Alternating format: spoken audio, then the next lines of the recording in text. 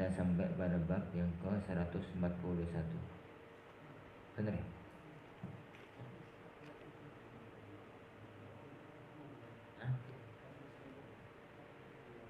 Hadis yang sebelumnya belum?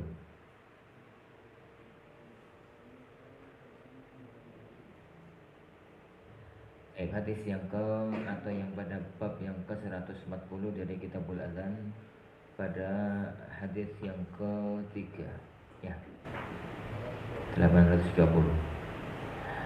Qala al-Bukhari rahimahullah ta'ala haddatsana Muhammad ibn Abdurrahim qala haddatsana Abu Ahmad Muhammad ibn Abdullah Az-Zubairi qala haddatsana Mis'ar anil Hakam an Abdurrahman ibn Abi Layla anil Bara, dari Bara ibn Azib qala, beliau mengatakan kana sujudun Nabi sallallahu alaihi wasallam wa ruku'uhu wa qu'uduhu baina sajdataini qariban min as-sawa. Adalah sujudnya Nabi sallallahu alaihi wasallam, rukuknya beliau, duduk di antara dua sujud, wa qu'uduhu baina sajdatain, dan duduknya beliau di antara dua sujud, qariban minas sawa, itu mirip-mirip. Hadis ini sudah sering kita ulang-ulang bahwa di antara sunnah sallallahu alaihi wasallam, sunnahnya beliau dalam salat itu adalah jadi rukun-rukun yang sepadan. Rukuk, i'tidal, sujud, duduk di antara dua sujud itu mirip. Kalau satu dipanjangkan, lainnya dipanjangkan. Satu pendek, lainnya dipendekkan. Dan itu adalah sunnah beliau sallallahu alaihi wa ala alihi wasallam.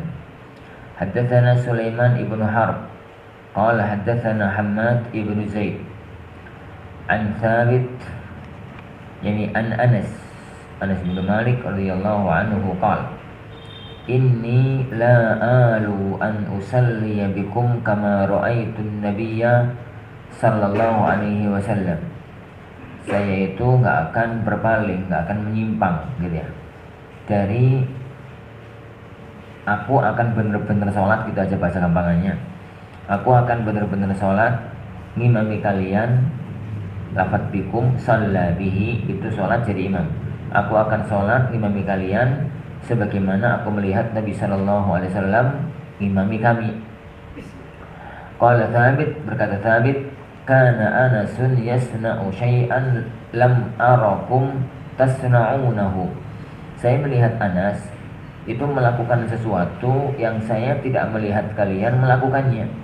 Kana idza rafa'a ra'sahu minar ruku', beliau itu apabila mengangkat kepalanya dari ruku', qama, beliau berdiri, hatta yaqulal qa'il, sampai orang mengatakan qad nasi, jadi dia telah lupa. Wa baina sajdataini hatta yaqulal qa'il, dan beliau duduk di antara dua sujud sampai ada orang yang mengatakan qad nasi, mungkin telah lupa.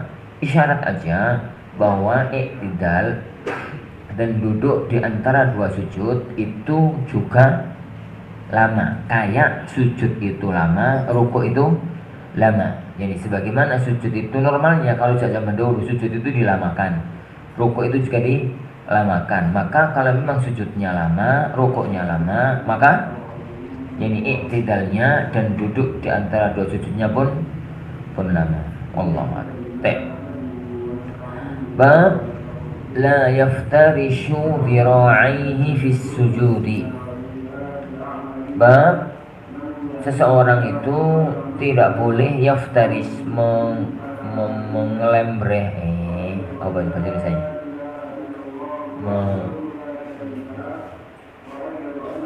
Meletakkan. Jadi yaftaris itu tangannya itu nggak diangkat begini tapi nempel di lantai, gitu ya. Mau bahasa Indonesia apa?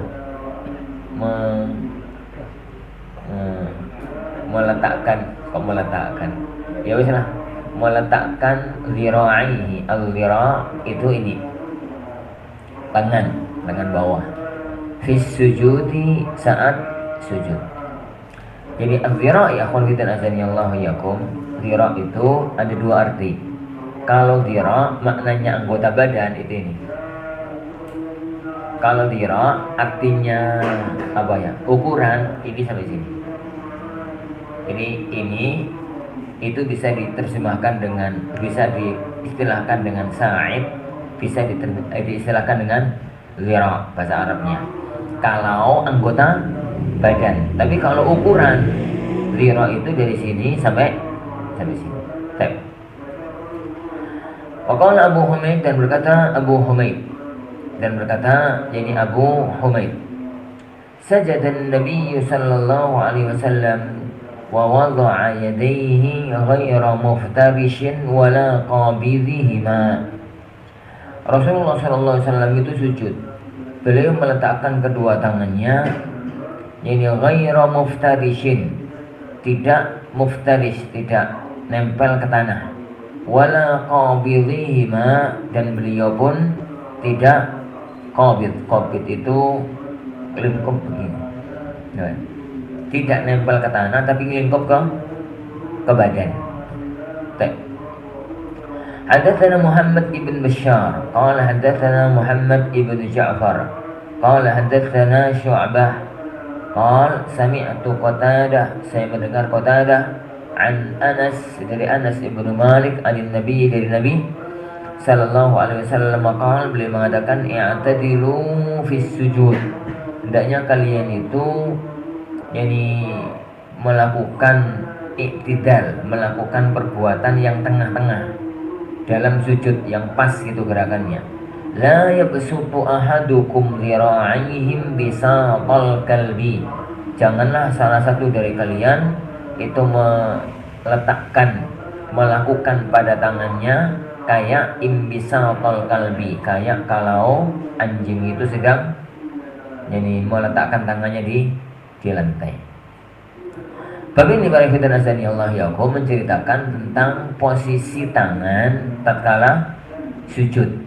Ini posisi tangan ini tatkala sujud. Jadi kata Abu Humaid Sa'idi, seorang sahabat, tatkala melihat sujudnya Rasulullah SAW, beliau meriwayatkan Rasulullah tatkala sujud itu ghairu muftarish. Ghairu muftarish itu sikunya ini nggak nempel tanah. Jadi sikunya ini diangkat, nggak nempel tanah, dan sikunya itu nggak mengatup ke dalam, tapi dia itu sikunya merenggang dari badan, tapi tidak menempel tanah.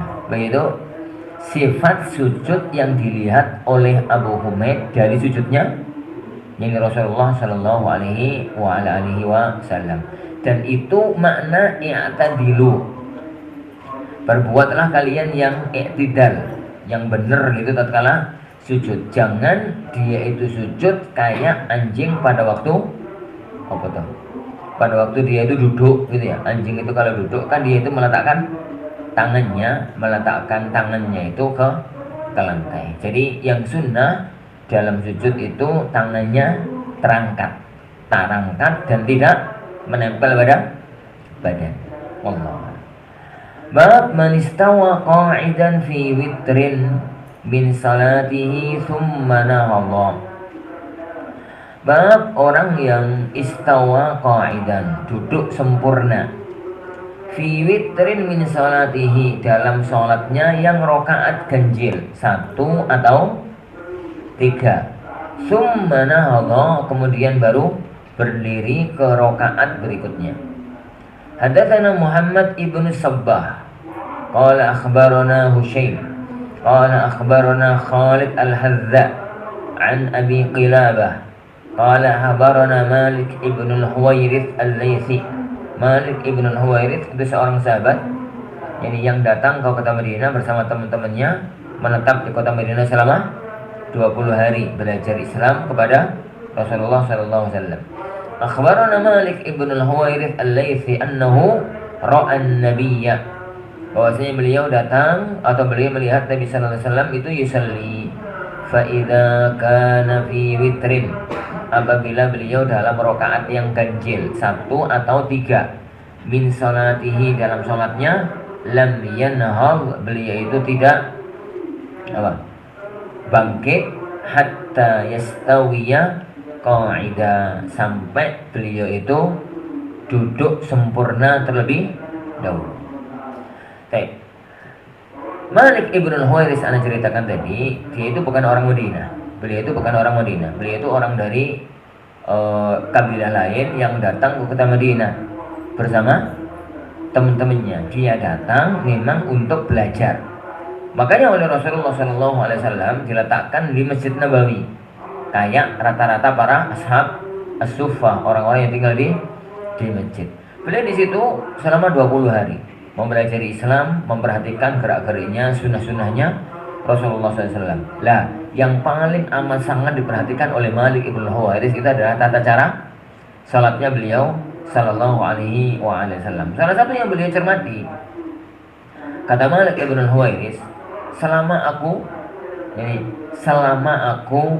itu berada di Madinah, selama aku berada di Madinah, yang aku lihat Rasulullah SAW itu kalau sholat setiap kali di rokaat yang satu atau rokaat yang ketiga, kalau dari sujud mau berdiri itu nggak langsung berdiri, tapi duduk terlebih dahulu. Jadi duduk hatta yastawiya qaida, duduk sempurna, istiwa. Jadi yastawiya qaida itu duduk benar-benar duduk sempurna, baru kemudian berdiri. Hadis ini atau masalah ini yang masyhur di kalangan para ulama dengan istilah duduk istirahat, jilsatul istirahah, duduk istirahat. Dia itu enggak rukun dan juga tidak ada bacaan di situ, murni duduk untuk istirahat. Jadi enggak rukun, juga enggak ada bacaan di situ, juga enggak ada takbir di situ. Jadi karena itu murni untuk istirahat. Jadi sini itu riwayat dari Malik. Lah,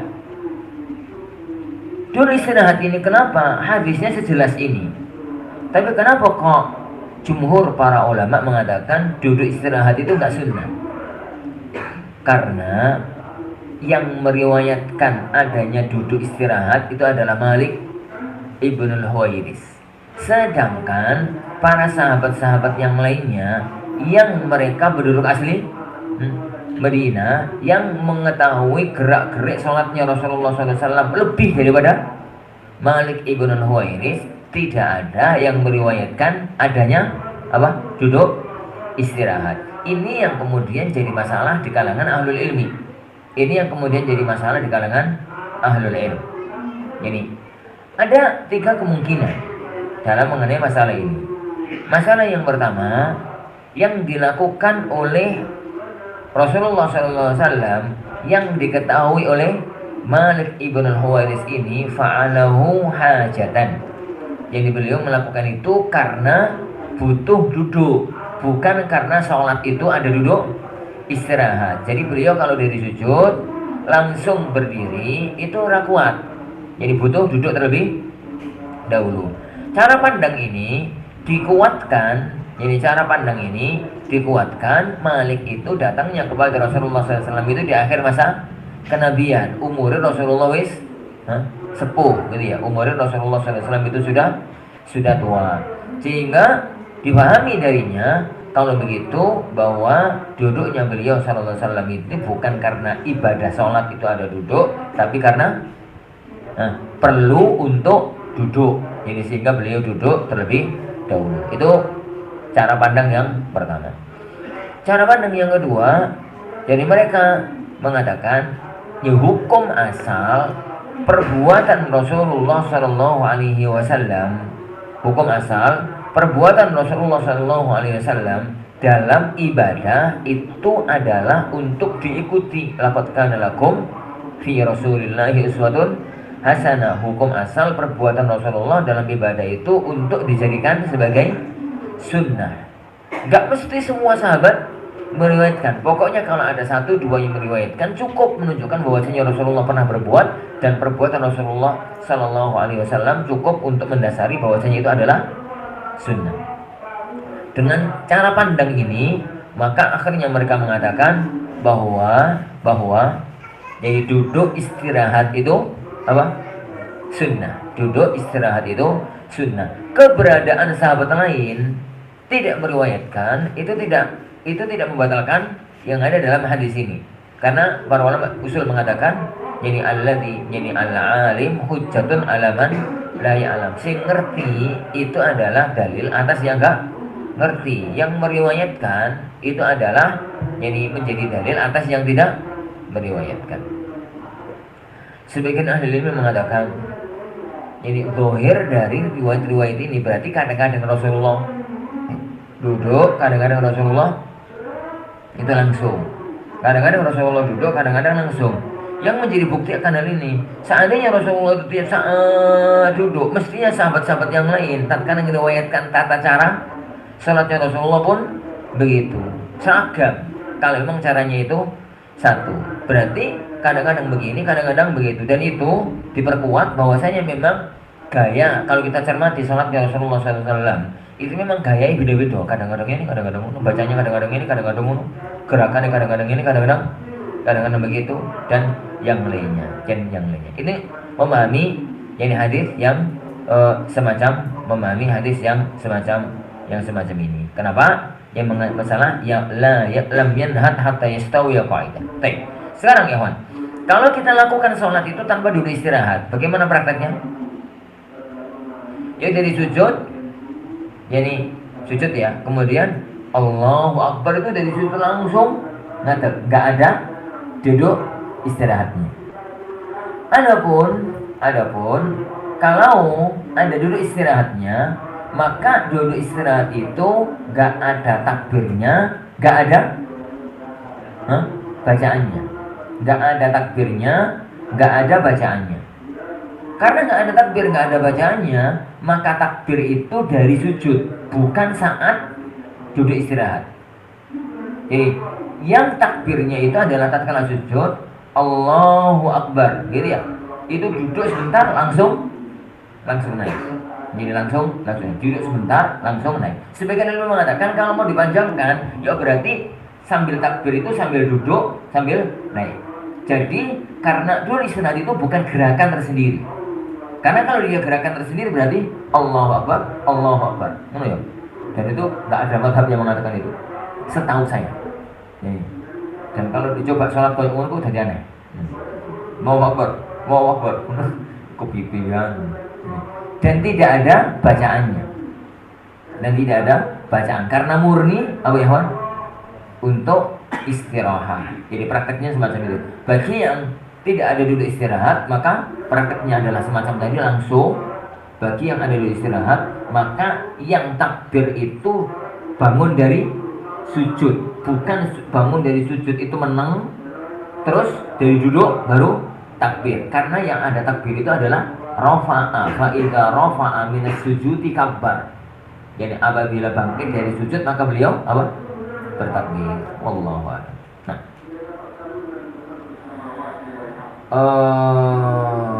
bab kaifa ya'tamidu 'alal ardi idza qama min ar-rak'ah.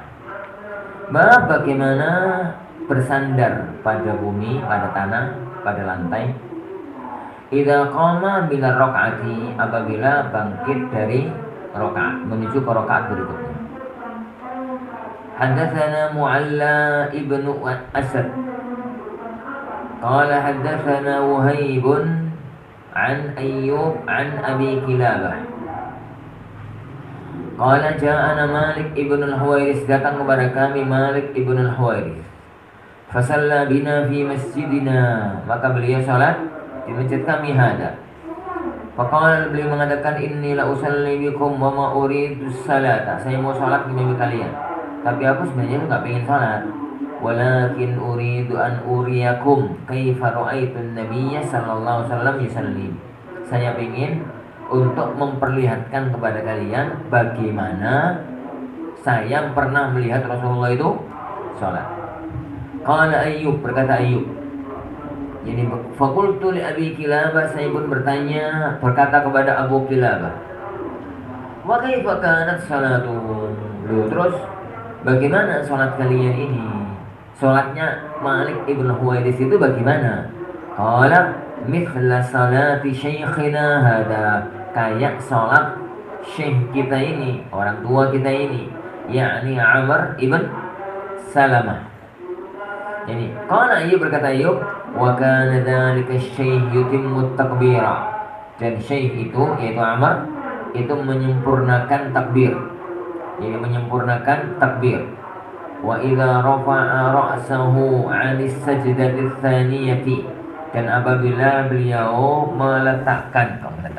mengangkat kepalanya dari sujud yang kedua, jalasa, beliau duduk dulu, wa atamada 'alal ardi, dan beliau bersandar pada tanah, summa qama, kemudian beliau berdiri.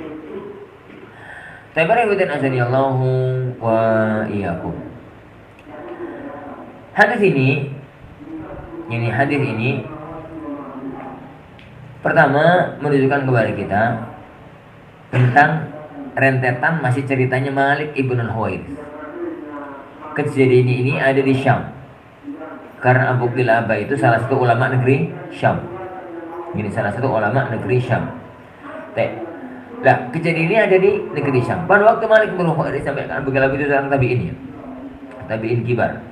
Dia itu mengatakan riwayat yang tadi. Pertama menunjukkan kepada kita bolehnya orang sholat sunnah mutlak dengan jamaah.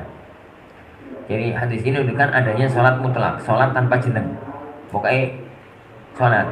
Yang kedua, sholat sunnah mutlak atau yang lainnya itu boleh dilakukan secara berjamaah. Kadang-kadang boleh dilakukan secara bersama. Kadang-kadang. Yang ketiga, hadis ini juga menunjukkan kepada kita bahwa sholat ibadah ingin dilihat orang itu boleh, asalkan bukan untuk riya. Ibadah ingin dilihat orang itu boleh, asalkan bukan untuk riya, tapi untuk tujuan-tujuan syar'i lainnya. Dan itu yang pertama kali melakukannya adalah Rasulullah SAW.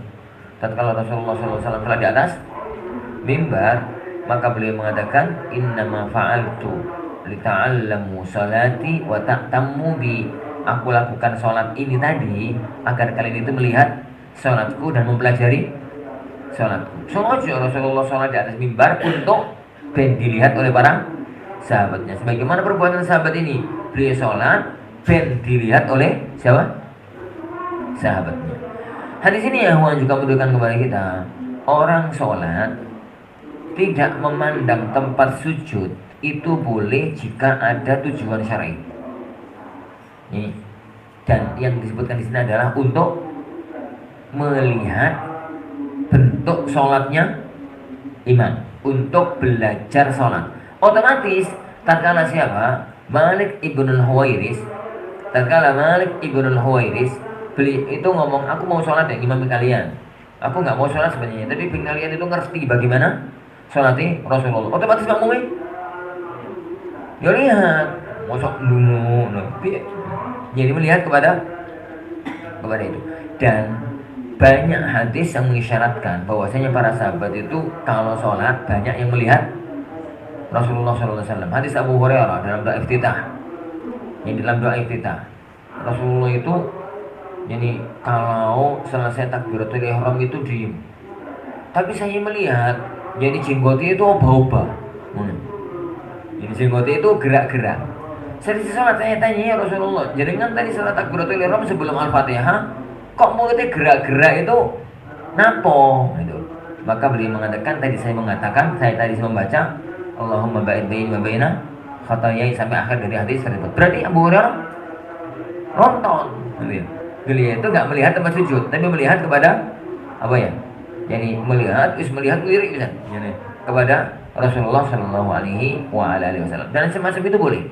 Yang semacam itu diperbolehkan karena yang ibadah yani dilarang untuk mempertontonkan kepada orang lain itu kalau niatnya untuk mendapatkan sanjungan dan pujian, dan itu yang terlarang. Adapun kalau enggak ada tujuan-tujuan syar'i yang lainnya maka boleh-boleh aja. Innamal a'malu binniyat, amal tergantung pada niat. Oleh karena itu azani Allah wa iyyakum, untuk masalah-masalah hati itu enggak usah komentari orang. Wong iku riya. Riya itu enggak ada urusan dengan kita. yang kita hukumi amalnya baik atau buruk. Baik katakan baik, buruk katakan buruk. Riya nggak riya urusan Allah Subhanahu wa taala. Riya nggak riya urusan Allah Subhanahu wa taala. Misalkan ada orang jadi mengamalkan amal perbuatan, sedekah akeh komentari riya. Sedekah titik dokumentari kak becus. Itu kan gaya orang-orang munafik. Jadi orang-orang munafik. Tatkala ana sedekah akeh dari riya. Tatkala ana sedekah titik ngatakan Allah itu gak butuh sedekah kok sak ngono. Jadi itu gaya orang munafik. Kenapa? Yang penting kita lihat sisi luarnya. Orang sedekah bagus. Sudah urusan dia riya tidak riya itu urusan Allah Subhanahu wa taala. Hadirin ya kawan, juga menunjukkan kepada kita apa yang diinginkan oleh Imam Bukhari rahimahullah taala dalam hadis ini, bahwa jadi praktek dari Malik ibn Huwairits, yaitu yang beliau lakukan itu kalau dari sujud yang kedua beliau itu duduk dulu, maksudnya duduk istirahat. Pada waktu berdiri, i'timad itu pasti dengan tangan. Beliau itu sandarannya untuk bangkit itu pakai tangan. Tangannya nempel pada tanah. Jadi tangannya nempel pada lantai. I'tamada alal ard. Jadi beliau itu i'timad kepada, atau beliau itu sandarannya kepada tanah, kepada tanah tersebut. Lah, zahir dari hadis ini, maka orang sholat itu sandarannya pada tanah, pakai tangan. Bagaimana cara tangan itu? Apa yang dilakukan? Zahir dari hadis ini, pokoknya pakai tangan.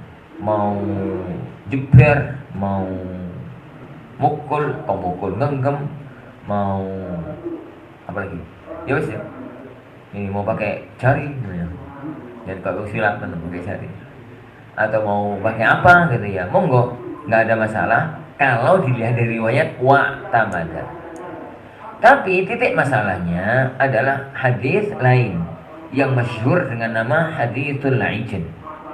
Yang masyhur ini dengan nama hadis al-ijn. Haditsul ijn itu adalah yang ucapannya seorang sahabat, ra'aitu Rasulullah sallallahu alaihi wasallam ya'jilu inda qiyamihi fis salati. Saya melihat Rasulullah SAW itu melakukan ijn tatkala bangkit sholat, bangkit untuk berdiri ke rakaat yang berikutnya. Apa itu ijn?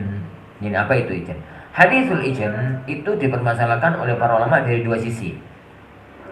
Sisi yang pertama, sisi riwayat. Hadis ijn itu sahih atau tidak? Sebagian ulama mengatakan hasan, di antara mereka Syekhul Albani rahimahullah taala. Sebagian para ulama mengatakan hadis itu dhaif. Jadi hadis itu dhaif. Itu yang pertama. Anggaplah hadis itu sahih, apa makna ijn? Itu yang jadi masalah. Al-ijnu itu ngadon roti. Lah, Syekh Albani misalkan, dan beberapa ulama-ulama yang mengatakan orang ngadon roti itu mesti genggam.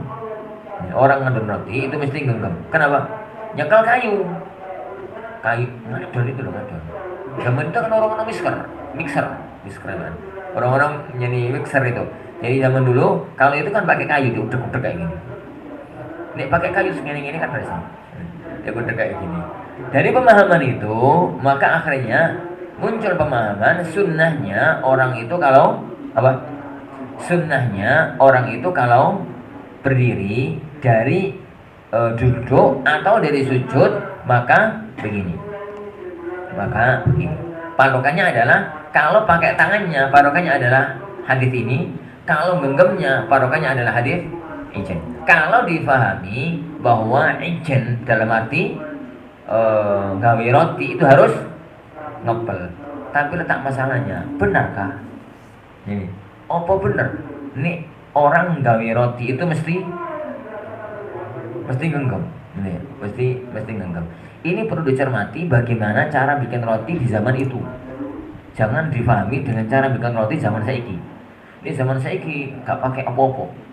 Kenapa? Pakai listrik. Lalu tadi ngene Ustaz, ngono. Loro kabeh tambahan. Orang kabeh. Jadi kaidah yang sering saya ulang-ulang itu adalah fahami hadis dengan kondisi zaman kenabian. Fahami hadis di zaman kenabian. Dan itu yang ana belum telaah yang sangat panjang. Bagaimana dengan anggapan hadis izin itu sahih. Jadi dengan anggapan bahwasanya hadis izin itu sahih. Bikin roti di zaman Rasulullah SAW yang pasti itu adalah syair ditumbuk. Nah. Terus gak pakai diayak karena zaman Rasulullah durung ngono ayak. Zaman Rasulullah SAW itu durung ngono ayak. Makanya tatkala gubernur Madinah itu Marwan.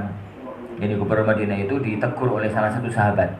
Ya, salah satu sahabat ini nggak terlalu terkenal. Jadi ditegur tentang perbuatannya dia yang menurut sahabat tadi itu agak menyimpang, ditegur. Maka egoisnya seorang gubernur kan ada tuh ya. Jadi dia mengatakan anta illa, ini apa bahasa hadis itu? Kamu itu cuma ayah sahabat Rasulullah. Jadi sahabat Rasulullah itu gak ayah. Sisi iku kok sampeyan iku, sisi Jadi maka yang beliau mengatakan, "Loh, di zaman Rasulullah itu orang ngono ayah. Sing ngono ayah aku saiki ya kok niku." Ngono.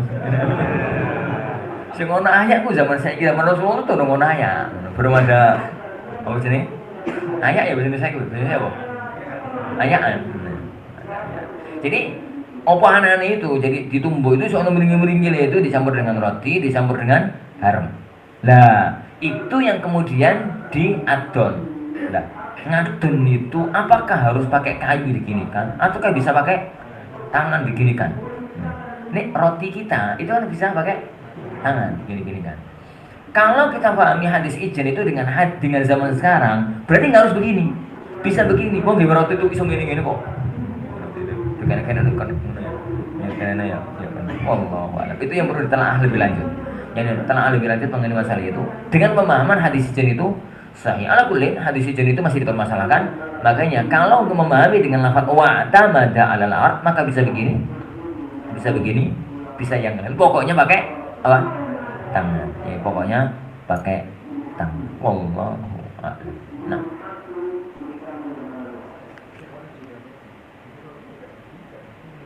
Ya, itu roti zaman sekarang. Yang perlu ditelaah itu adalah gawe roti di zaman Rasulullah Sallallahu Alaihi Wasallam. Ini dan kayaknya untuk sekelas ini itu sulit untuk dicari sumbernya. Ini karena sesuatu yang kondang itu biasanya nggak diriwayatkan malahan. Sesuatu yang apa ya? Yang kondang diriwayatkan apa wong umum. Cerita apa nih? Gawe roti. Kalau saya kan apa cerita gara-gara YouTube. Ben oleh duit, saya ke apa cerita. Tapi zaman dulu apa fungsinya menceritakan sesuatu yang kondang? Allahu a'lam. Ala kulli. Bab yukabbiru wa huwa yanhadu minas sajdatain. Bab bertakbir tatkala bangkit dari dua sujud, maksudnya sujud yang kedua. Wa kana Ibnu Zubair yukabbiru fi nahdatihi, tapi Ibnu Zubair takbirnya itu tatkala berdiri. Tatkala berdiri. Itu yang anak katakan tadi. Kita baca dulu hadisnya. Haddatsana Yahya ibnu Salih. Qala haddatsana Fulayh ibnu Sulaiman. An Sa'id ibn al-Harith qala Shalla lana Sa'idun Abu Sa'id salat imami kami. Fajahara bit takbiri, beliau mengeraskan takbir. Hina rafa'a ra'sahu minas sujud, yani tatkala ngangkat kepalanya dari sujud. Wahina sajad, tatkala akan sujud. Wahina rafa, tatkala bangkit dari sujud ke duduk maksudnya. Wahina qama minar rak'atain, tatkala bangkit dari dua rakaat, maksudnya dari tahiyat, dari tasyahud yang pertama. Waqala, dan beliau mengatakan, hakadha ra'aitun nabiyya, demikianlah aku melihat Nabi sallallahu alaihi wa ala alihi wasallam salat. Hadatsana Sulaiman ibnu Harb. Hadatsana Sulaiman ibnu Harb. Qala hadatsana Hammad ibnu Zaid. Qala hadatsana Ghailan ibnu Jarir an Mutarrif ibnu Sikhir. Qala sallaitu ana wa Imran. Saya dan Imran, pernah salat. Yani salatan khalfa Ali bin Abi Thalib. Saya pernah salat di belakang Ali ibn Abi Thalib. Saya salat di belakang Ali ibn Abi Thalib radhiyallahu anhu.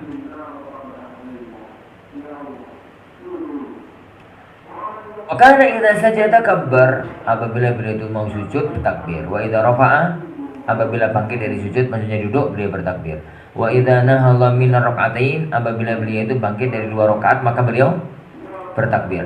Falamma sallama, tatkala beliau itu salam, akhadha Imran bi yadi, maka Imran memegang tanganku. Faqal, Imran siapa nih, Imran ibnu Husain. Sahabat yang namanya Imran itu siapa? Kayaknya Imran bin Husain. Pokoknya sahabat lah. Dicari dulu nih.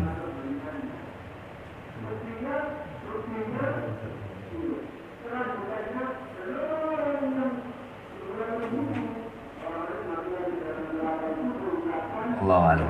Zahirnya Imran bin Husain. Salatat salla bina hadza salata Muhammadin. Jadi orang ini maksudnya Ali salat ngimami kami tadi kayaknya salatnya Rasulullah sallallahu alaihi wasallam. Au qala laqad dzakkarani hadza salata Muhammad. Jadi Ali ini mengingatkan aku dengan salatnya Rasulullah sallallahu alaihi wa ala alihi wasallam. Baik. Hadis yang pertama, hadis Abu Sa'id. Jadi hadis yang pertama, hadis Abu Sa'id itu zahir menunjukkan bahwa takbir intiqal, takbir Allahu Akbar itu posisinya pertama. Apa tadi? Jadi tatkala bangkit dari sujud. Yang kedua, tatkala mau sujud. Yang ketiga, tatkala mau berdiri. Yang keempat, tatkala berdiri dari rakaat yang kedua. Hadis Ali juga begitu. Bahwasanya bangkitnya itu, takbirnya itu tatkala bangkit dari sujud. Idza rafa'a kabbar, apabila beliau bangkit dari sujud itu yang bertakbir.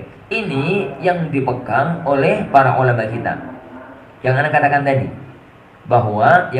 tadi bahwa untuk posisi bangkit dari mana? Dari sujud ke berdiri itu adalah bangkit dari sujudnya, bukan dari duduk istirahat. Praktek ini kalau tanpa ada duduk istirahat sangat mudah. Jadi kenapa? Memang dari sujud langsung berdiri, karena tidak ada duduk istirahat. Memang gerakannya itu berarti bacaan itu dibaca dari takbir, dari sujud langsung berdiri. Lah, yang jadi masalah di kalangan ahlul ilmi itu adalah kalau ada duduk istirahat. Apabila ada duduk istirahat, zahir dari riwayat ini mengisyaratkan bahwa takbirnya itu tatkala bangkit dari sujud, bukan dari duduk ke berdiri, Tapi perbuatan Abdullah bin Zubair, beliau itu tatkala takbir itu adalah saat apa?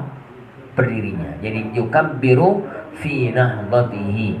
Beliau takbirnya itu tatkala berdiri. Wallahu alam. Sorry, hadis ini menunjukkan bahwasanya bangkitnya itu tatkala bangkit dari sujud. Oleh karena itu ya, takbirnya itu tatkala bangkit dari sujud. Oleh karena itu duduk istirahat itu jangan lama. Duduk istirahat itu sawi. Kita di imam gitu. Jadi Allahu Akbar, istirahat sawi. Oh, imam bisa pada berdiri, dia sujud. Jadi orang-orang yang pakai duduk istirahat, maka duduk istirahatnya itu sangat sebentar. Jadi duduk begitu sampai duduk langsung berdiri, sehingga nggak mungkin kesusul oleh makmumnya. Makanya Rasulullah Shallallahu Alaihi Wasallam dan buat yang lain beliau mengatakan la tuqaddimuni bil qiyam. Jadi la tuqaddimuni bil qiyam. Kalian itu jangan tergesa-gesa, la tubadiruni bil qiyam. Kalian itu jangan tergesa-gesa berdiri dulu. Fa inni qad badantu. Aku wis rada lemu. Sudah agak jadi gak keset yang pertama. Wallahu a'lam. Itu juga mengisyaratkan bahwa bangkitnya Rasulullah, takbirnya Rasulullah itu dari pas bangkit dari sujud. Ini pas bangkit dari sujud. Allahu a'lam.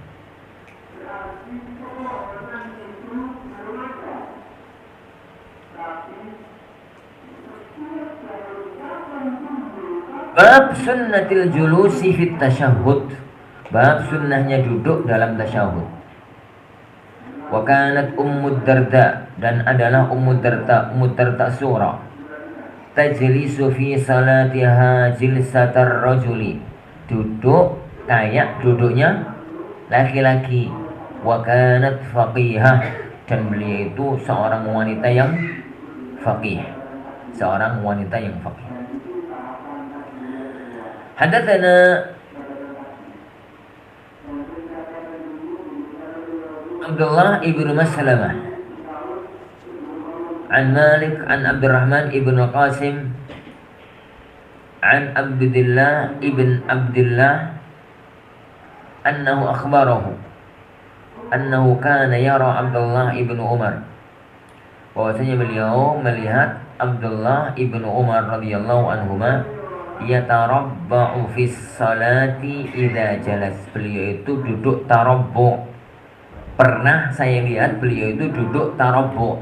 At-tarabbu' itu duduk bersila, nekuk, yani nekuk kaki kanan ke kiri, kaki kiri ke kanan. Itu istilahnya para ulama. Istilah kita bersila, lebih nggak repot gimana. Saya pernah melihat Abdullah bin Umar itu loh, pernah duduk sila dalam sholat idza jalasa, tatkala duduk. Fa'altu, ini fa'altu, saya pun melakukannya. Wa ana yauma idzin haditsus sin, padahal aku saat itu saya enom, saya muda. Fanahani Abdullah ibnu Umar. Abdullah bin Umar malah melarang. Aku melo dia, malah melarang. Begitu. Jadi waqal, dan beliau mengatakan innama sunnatus salati, sunnahnya salat itu antan sibari jelakal yumna. Jadi engkau itu menegakkan kaki kananmu, wa tuthni al yusra, engkau nekuk yang kiri. Fakultu, saya pun mengatakan innaka taf'alu dzalik. Jadi lo jenengan kemarin melakukan itu. Qal inna rijlayya la tahmilani, dua kakiku gak kuat, tak lungguhiku gak kuat.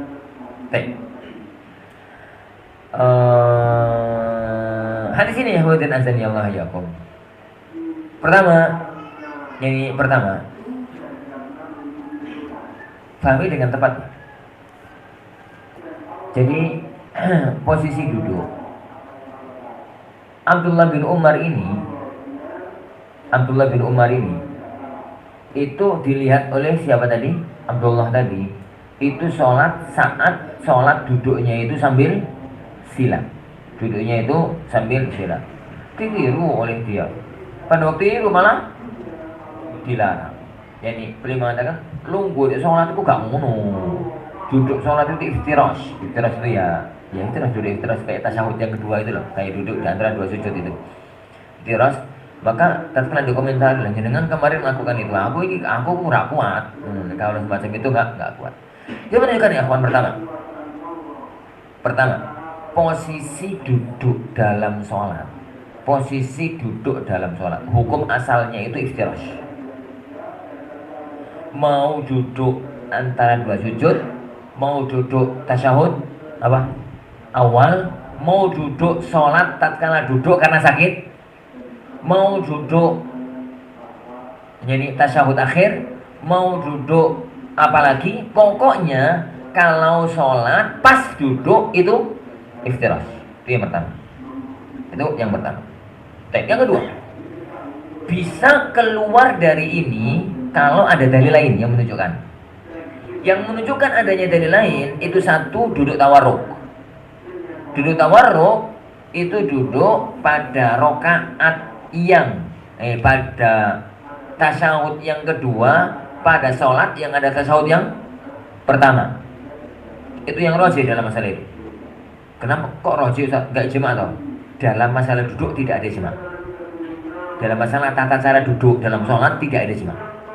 Ini sampai di antara ajaib madzhabul ulama itu ada di antara mereka yang mengatakan duduk dalam sholat itu dimanapun boleh iftiras, boleh tawarruk. Jadi pokoknya ngawur, pokoknya lungguh. Kita tuntaskan ini. Omong apa mau?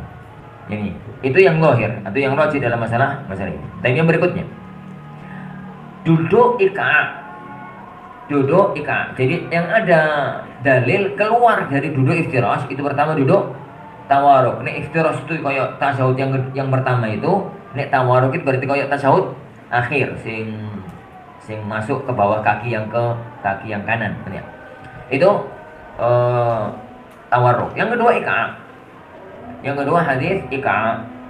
Hadis ika itu duduk di antara dua sujud dilakukan jarang-jarang karena Rasulullah SAW jarang melakukannya. Duduk itu adalah telapak kaki kanan, telapak kaki kiri itu diberdirikan.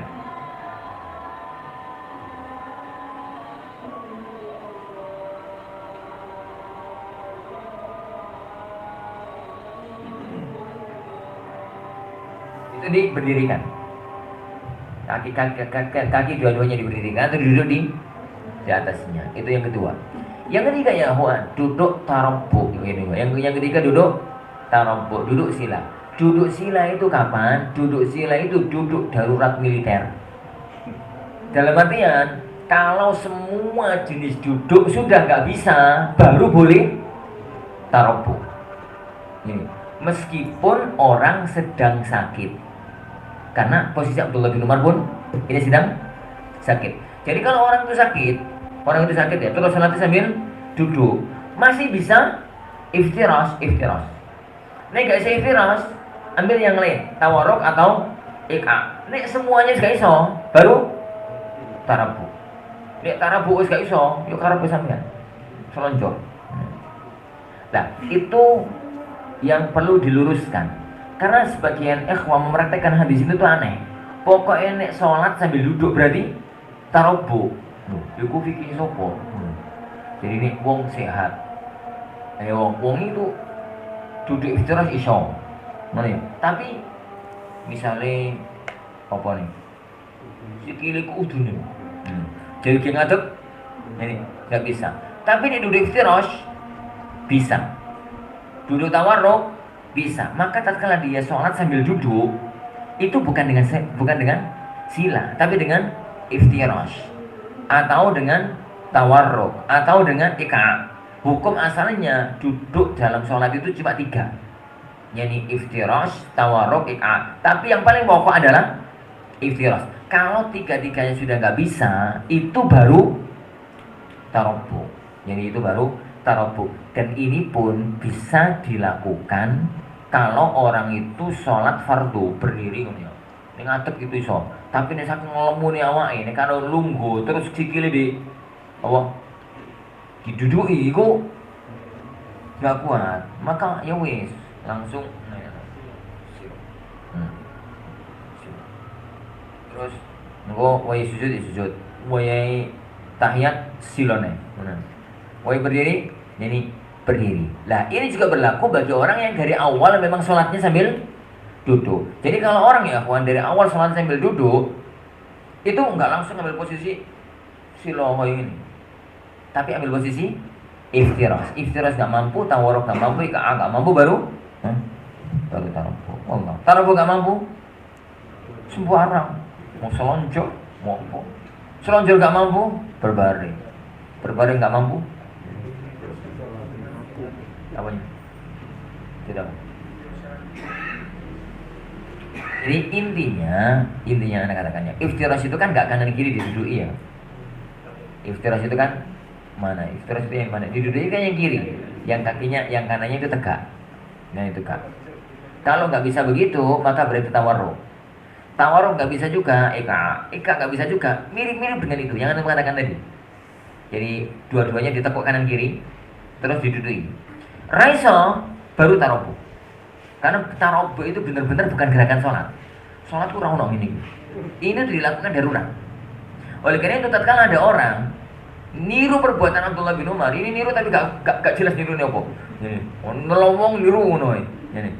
Maka Abdullah bin Umar malah marah, "Loh, sholat kok ngono piye ta Mas ngono."